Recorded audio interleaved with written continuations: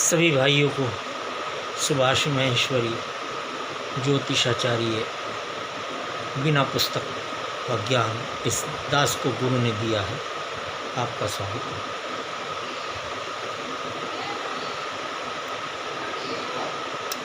पिछले एपिसोड में हम चर्चा कर रहे थे साल, महीना, सप्ताह और पखवाड़ा,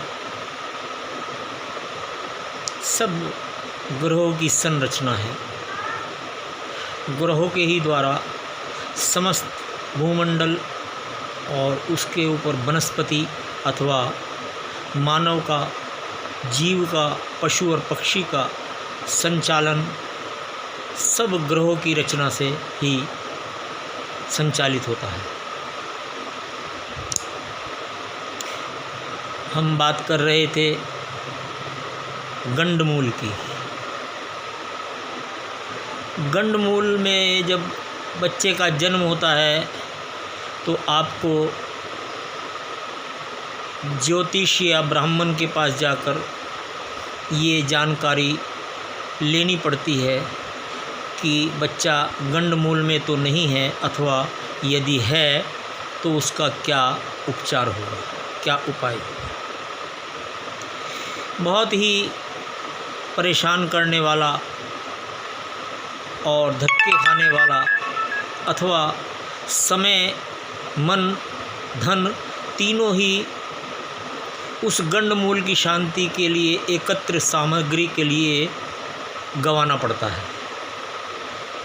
ताकि उस बच्चे के ऊपर जीवन में गंडमूल का दुष्प्रभाव ना आए और बच्चे का जीवन सुचारू रूप से चलता रहे।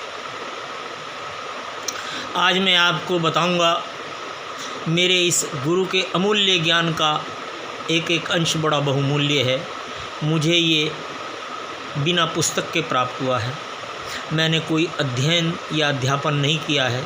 ये गुरु की कृपावश मुझे ये ज्ञान मेरी झोली में मेरे गुरु ने डाल दिया, जो मैं आप सबसे शेयर कर रहा हूँ और करना चाहूँगा, ताकि ये विलुप्त ना हो और इसका लाभ जनजीवन को मिलता रहे।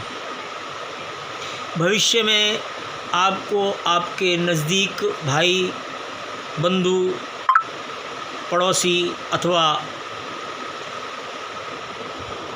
संबंधियों के सामने कभी ये समस्या आए कि बच्चा गंडमूल में हुआ है, तो उसका बहुत ही सस्ता, सुलभ और प्रभावशाली उपाय भी आपको बताऊंगा। चलिए पहले बात करते हैं गंडमूल की कि इसकी संरचना किस प्रकार होती है। वैसे तो मैं बड़े बड़े विद्वान और ज्योतिषी इस धरती पर, पृथ्वी पर हैं। मैं उन सब के चरणों के धूल के समान हूँ। मुझ में इतना ज्ञान बुद्धि नहीं है, ना ही मैंने कोई इतना अध्ययन किया है, परंतु जो भी मुझे प्राप्त है गुरु कृपावश मैं वो आपसे अवश्य शेयर करूँगा। यदि अच्छा लगे तो अपनाइए और ना लगे तो मुझे लौटा दीजिए। चलिए अब मैं आपको सीधी सीधी रास्ते के चलने के लिए उल्टी गिनती शुरू कराता हूँ। 12 राशियाँ हैं। 12 राशियों को 3 जगह विभाजन कीजिए। 4-4 राशियों के 3 समूह बनाइए। 27 नक्षत्र हैं। 27 नक्षत्रों को भी 3 जगह विभाजित कीजिए। 9 तिया 27, तो 9 नक्षत्रों का एक एक समूह, ग्रुप हो गया है। 4+9, 4 राशि 9 नक्षत्र। और इन 9 नक्षत्र में प्रत्येक नक्षत्र के 4-4 स्टेप। तो कितने स्टेप हो गए 9 नक्षत्र के? 9 चौक 36, 36 स्टेप और 4 राशियाँ। अब इन 4 राशियों में 36 स्टेप को डिवाइड करना है।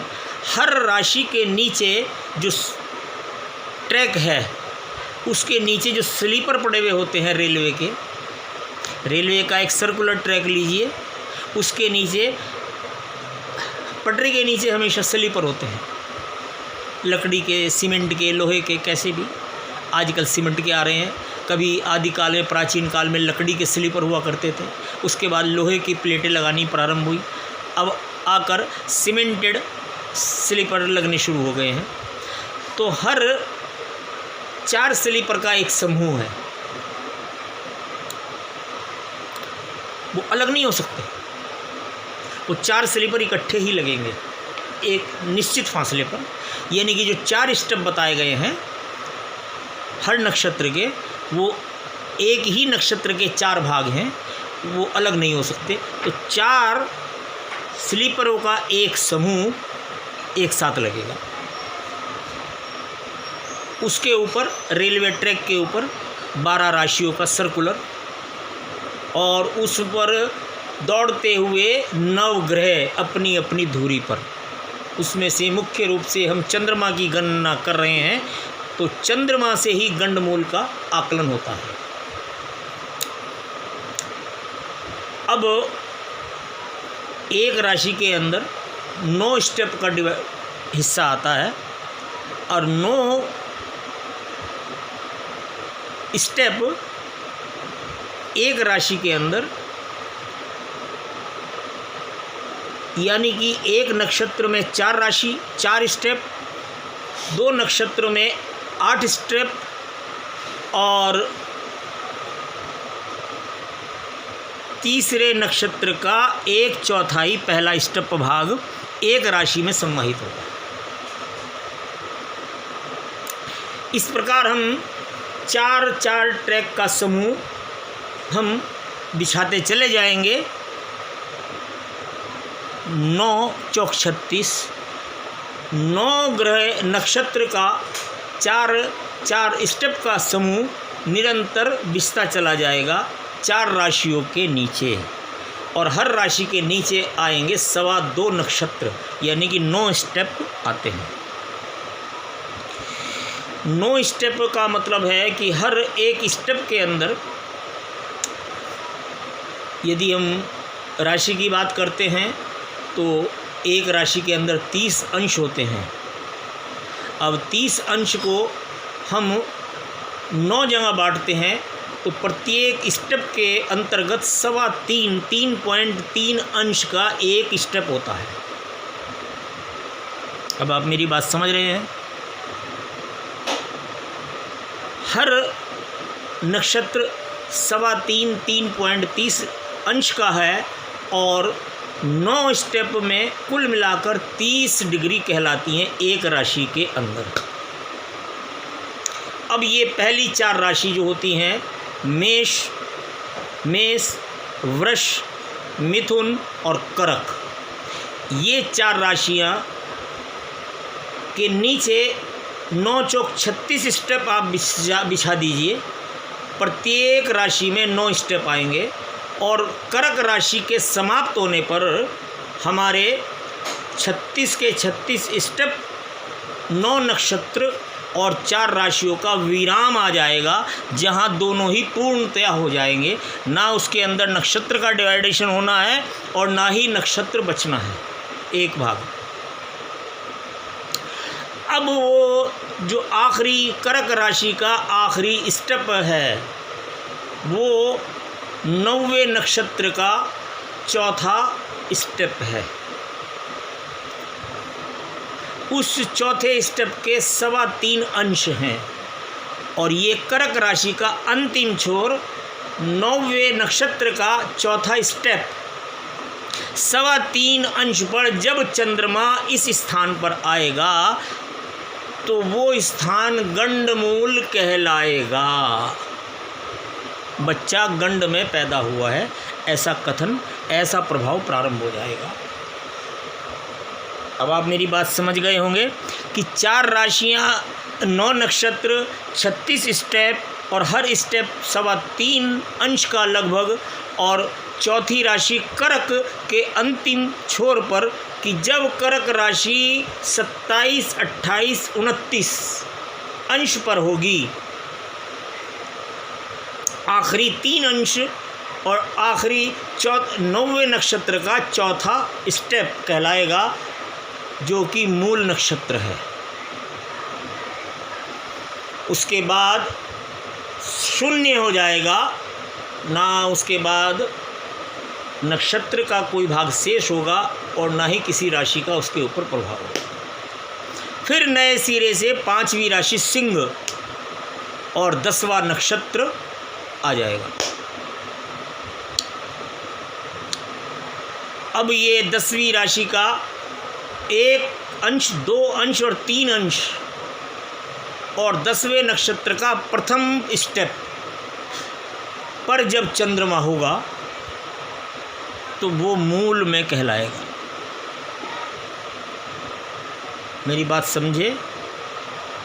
मैं आपको दोबारा बता देना चाहता हूँ कि चौथी और 5वीं राशि का जब मिलन संधि स्थान होता है और 9वें और 10वें नक्षत्र का उसके नीचे जो स्लीपर है रेलवे पटरी के ट्रैक के नीचे, वो 9 और 10 नक्षत्र का 36वां हिस्सा अंश स्टेप पूरा होने के उपरांत फिर पहला स्टेप आएगा 10वें नक्षत्र का, और वो 10वें नक्षत्र का प्रथम स्टेप 5वीं राशि सिंह उसके ऊपर होगी, जो कि 3 सवा 3 अंश के अंदर होगा, तो वो गंडमूल कहलाएगा।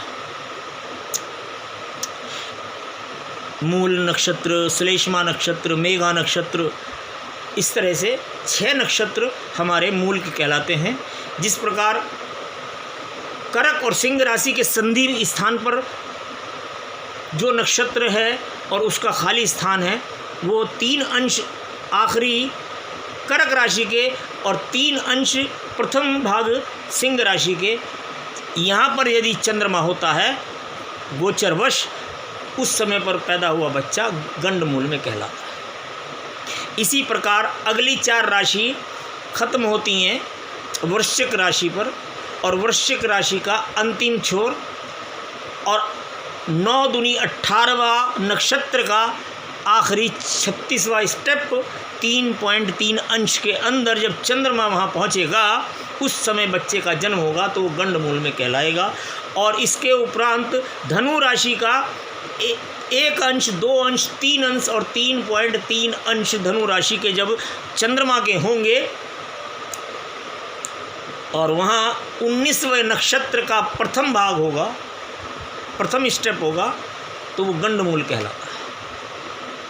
इसी प्रकार अंतिम मीन राशि, 12वीं राशि, मीन राशि का 27, 28, 29 अंश पर चंद्रमा जब होगा, वहाँ 27वें नक्षत्र का आखिरी स्टेप कहलाता है, और उसकी संधि मेष राशि से होती है, जो बीच का संधि स्थान होता है।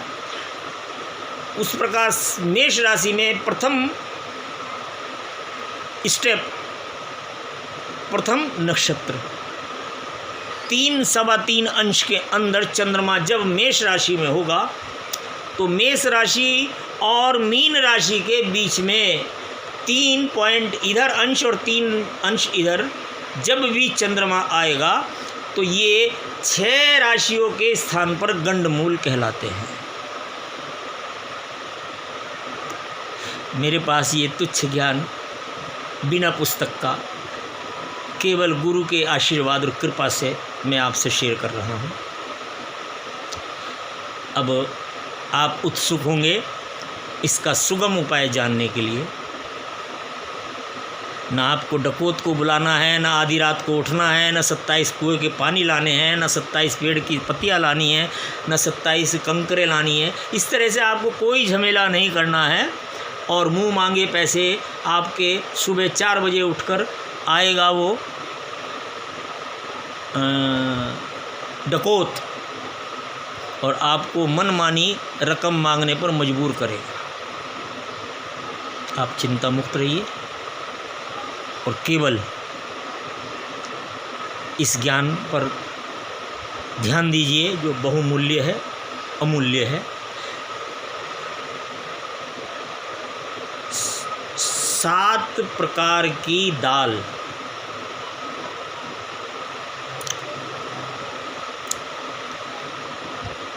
7 रंग की दाल 1.25 किलो लीजिए और ये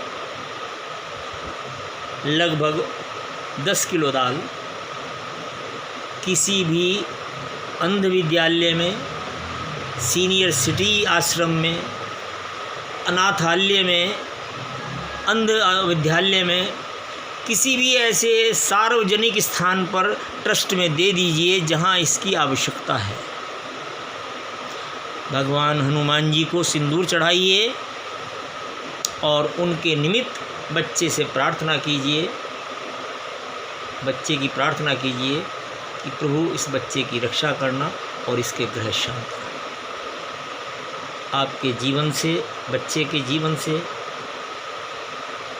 गंडमूल का दुष्प्रभाव सदा सदा के लिए समाप्त हो जाएगा, उसके जीवन की बाधाएं ख़त्म हो जाएंगी।